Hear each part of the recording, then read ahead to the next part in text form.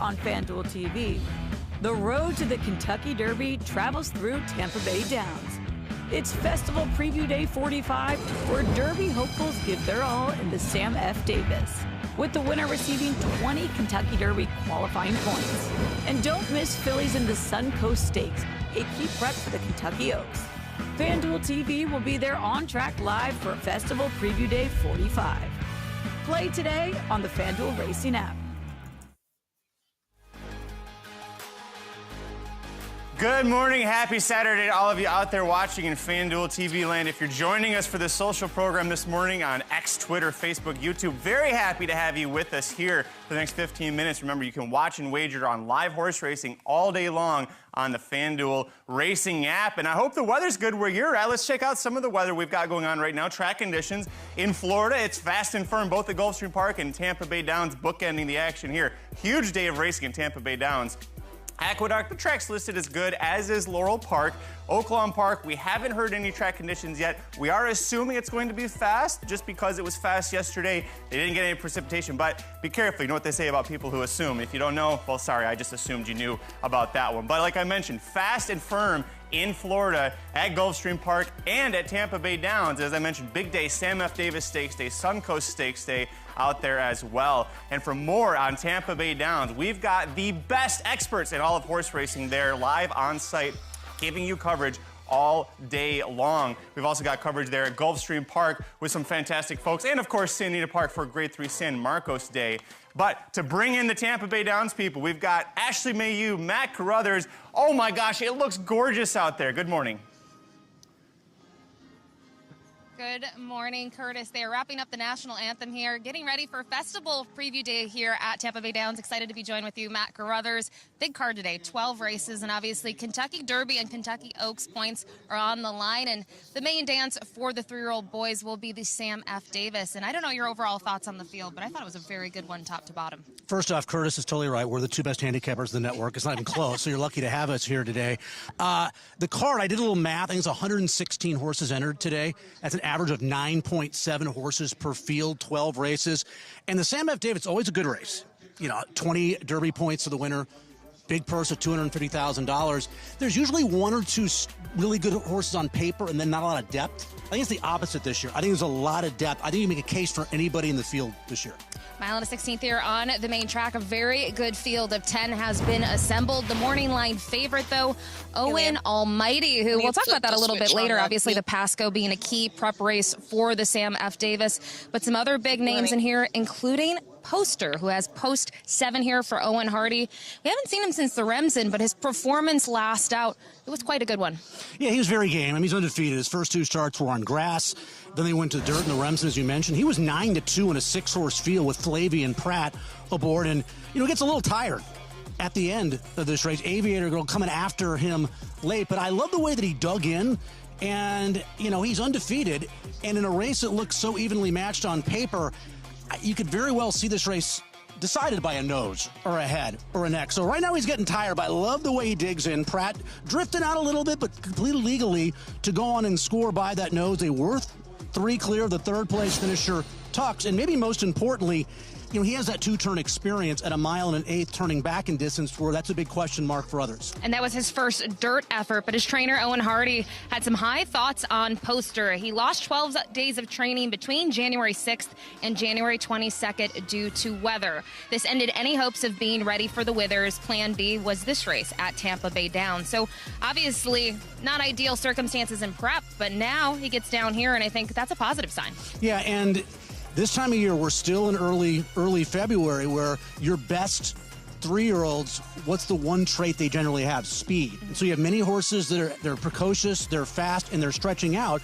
So as you'd expect in a big field at a 1 1/16 for $250,000, there's a lot of speed in this race, and Poster's a horse who can come off the pace. So his running style, the fact that he has 2-turn experience, of course, I don't particularly like him in this spot. This race is very, very difficult, but he's obviously in with a chance. Okay, so that's the Sam F. Davis, but still some points on the line. But this time for the Kentucky Oaks, we'll take a look at the Suncoast. It's a little bit earlier on the program here. It's race at number 9, going to kick off that late pick 4 sequence. And maybe not as big of a field as the Sam F. Davis, but there's some very big fillies in here. They will contest this at 1 mile and 40 yards. And the morning line favorite, getting a good look at her, that's Lacara here, who last time out was actually pretty good, 2 starts back, I should say, in the Pocahontas. She did a very good trip, I didn't think, in the juvenile fillies. I mean, I still don't think she would hit the board in that race. She was 5th of 9 behind Immersive.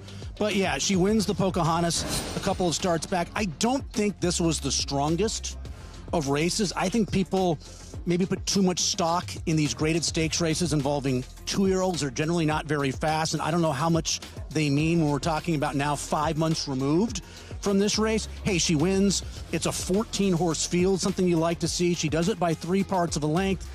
The runner-up in this race, Liam in the Dust, his only win was a maiden special event. I don't think this is a particularly strong field, but, you know, she did win the race and then win in the juvenile fillies. So training well on paper out of it at Palm Meadows, 47-2 gate drill on the 24th of January. This race is producing pretty good horses. You know, I was here 3 years ago. You know who won? You tell me. Nest. There you go. We know those stilts for Mike Rapoli. But another thing with Lacara, just to mention really quick, change of dynamics in the Pocahontas. Now, someone who hasn't changed their dynamics at all, really in 2 starts, is the 4, Her Laugh, who was scratched out of the Martha Washington, will compete today in the Suncoast. She's 2 for 2, but she's shown early foot in both, even on the stretch out. Yeah, I like what she's done thus far.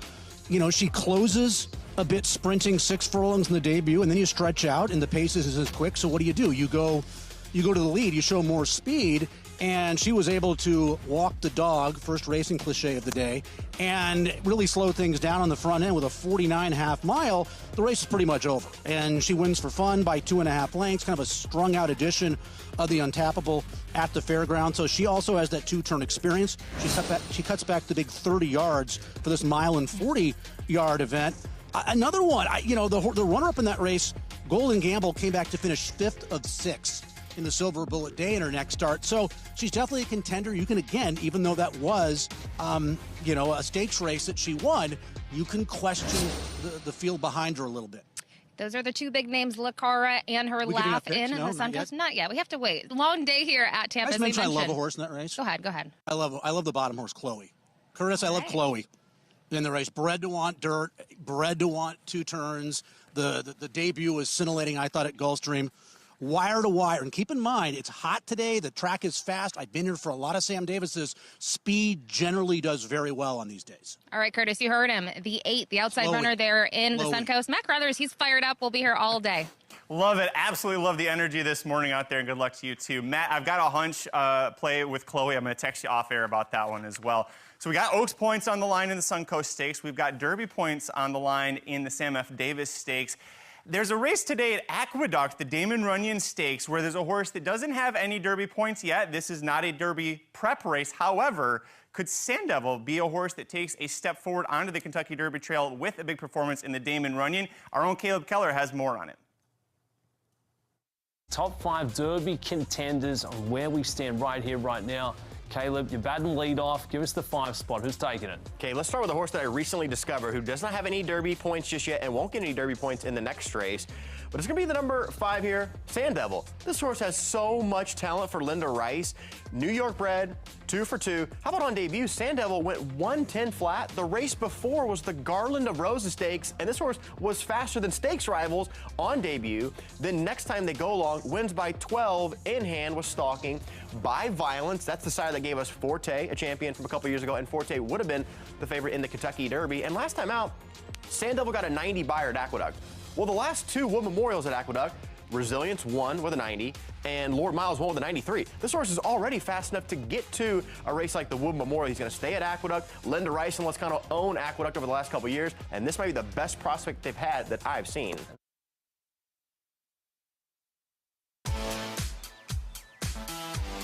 Thank you, Caleb. Looking forward to watching that horse, and just a field of 5, 2 to 5 heavy favoritism. You're not going to make money betting this horse to win, but I'm sure there are plenty of ways we can work around that horse, possibly in pick 3s, pick 4s, pick 5s, to see if we can cash. Maybe that's a free square there. Sandevil, the very heavy 2 to 5 favorite. For more to help us with Aqueduct and the other tracks running today as well, going to bring in my partner in crime here from the, well, she won't be with me here in studio, but she's there at her home studio. Gabby Gaudet, good morning. Good morning. I'm here in spirit as well. I'm really excited about today, really excited about the Tampa card as well. Luckily, we have on-site people there with Matt and Ashley, but I want to focus in on stakes action at Oaklawn Park a little bit later this afternoon in the Bayakoa. This race came up a little bit on the small side, but it's still loaded with talent. Of course, the morning line favorite, as you can see, is Loved at 9 to 5. She does have 2 stakes wins, and with this situation, Loved, she has a beautiful pedigree. She's by Medaglia d'Oro. She's a half-sister to Grade 1 winner in Maxfield. And with that, you would imagine that there are a lot of expectations. And I think Brendan Walsh and the Godolphin team have done a brilliant job with trying to put her in these spots where she can be competitive. Is she a Grade 1 type of filly? Probably not. What? But this is actually a really good effort for her last time out in the Fall City Stakes. This was at Churchill Downs when she won that Grade 3 event. This was over a muddy track, and I do think that wet tracks up her efforts. She's 2 for 2 on a wet track.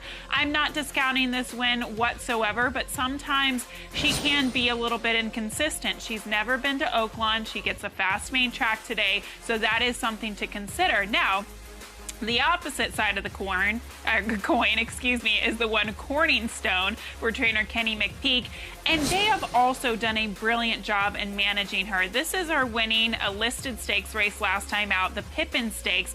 She's 2 for 2 in her last 2 starts. She's actually a 2-time winner at Oaklawn as well. She won the Mistletoe prior to that. She is a mare that is just in good form. And yes, this is graded stakes company. This is a class test for her.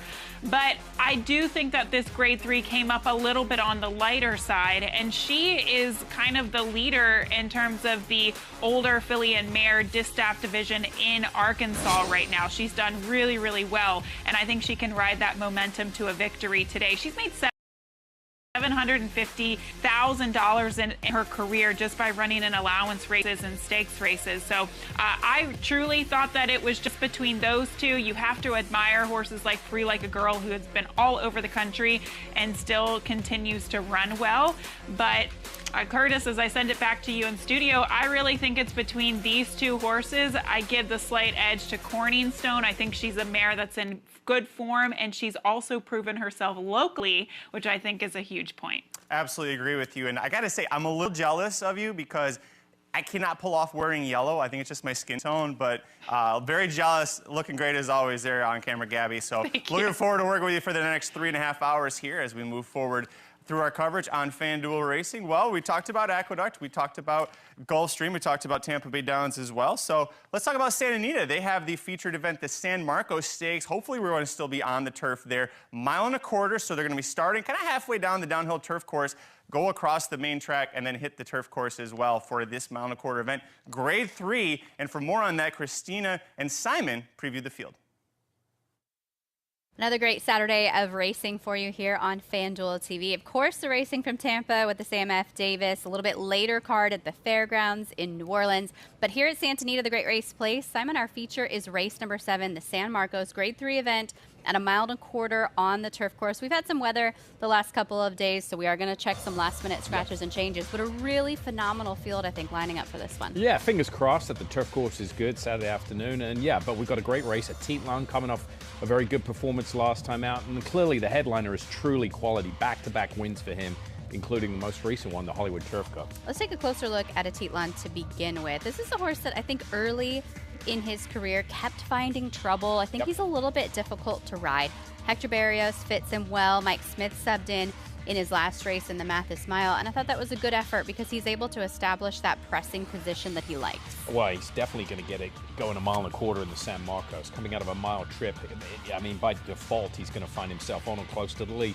And that could go a long way when you look through this race. Yeah, some of these horses have laid close before, but in mile and a quarter, mile and 3/8 races. He clearly gets the lead, and he's going to be the one to catch. Overall, what do you think of his ability at the mile and a quarter? Do you like the added distance for him? I think so. I mean, he won the Twilight Derby here as a 3-year-old going a mile and 1/8. I think it's okay for him, especially with the speed he has, because I don't think he's going to get a tough challenge. He's rateable. It's not like he's a runoff or a speed crazy horse. So I think with his pedigree, he's out of a mare by a Catanango, who's one of those true German middle distance pedigrees. He should get the distance. Truly Quality 8 to 5 on the morning line will be tough for Vince Chamonix and Jonathan Thomas. The San Marcos Grade 3 event is the feature on Saturday here at Santa Anita.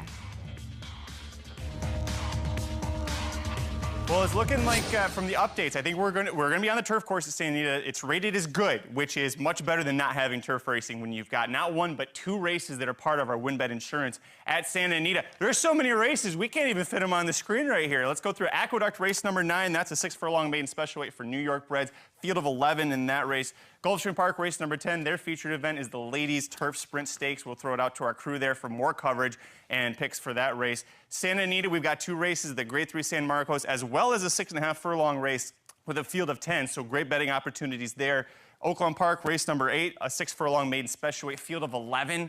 11 maidens going 6 furlongs at Oaklawn. Yeah, you bet we're going to be looking for some prices there. And, of course, Tampa Bay Downs race 11, the Sam F. Davis Stakes. That is part of the WinBet insurance program as well. If you want to know more information about that, go to the FanDuel racing app, racing.fanduel.com. Get a racing bonus back up to $10 if the horse you win, bet to win, finishes second or third. Thanks for watching us on the social programs. Download the app to keep following.